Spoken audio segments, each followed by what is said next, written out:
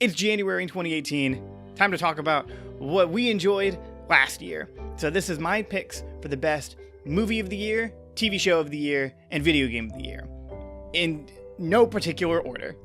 Also, Scotty has grown since last year, so you're going to be hearing from other different members of what their respected blank of the year was.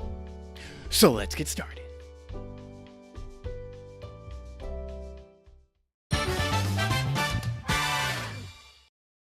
Luckily, 2017 was a good year for games. Like, a really, really good year. We had the return of Persona and Destiny. We had new franchises like Horizon Zero Dawn and Cuphead and ARMS taking everybody by storm. And then of course, we had Nintendo with the release of the Nintendo Switch, along with two of the biggest games of the year, Super Mario Odyssey and Breath of the Wild.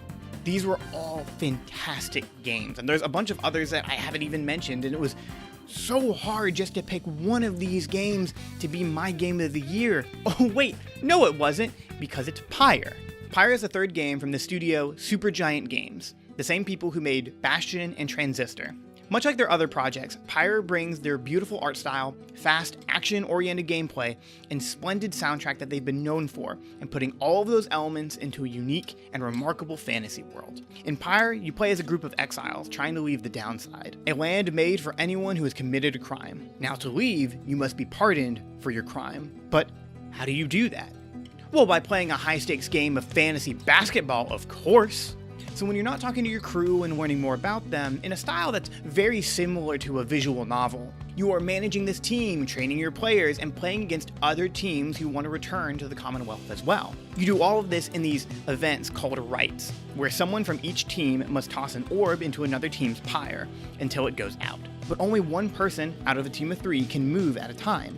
As they say, the three shall be as one. The game blends an engaging story with a surprisingly fun and addictive combat. I use loosely because it's really similar to a sports game. Regardless, the real icing on the cake for Pyre is how your choices matter. These choices aren't your typical, oh, pick A or B. They have those, but a lot of these choices are so much smaller and more meaningful than that, such as trying to figure out one of the names of one of your team members, because they just don't know what it is. Or talking with other people, and as you talk with other people, you are able to design and build your backstory of what you were like before the downside. And then you have choices like whether or not a character will shave his mustache or not. And by the end, the outcome of your story is drastically different than someone else's, made evident by the ending theme, which changes based off of your decisions in the game. That's insanely cool to see. Overall, Pyre is a wonderful game full of choices, consequences, and fantastic moments. It's a fun game to play and a brilliant world to be in.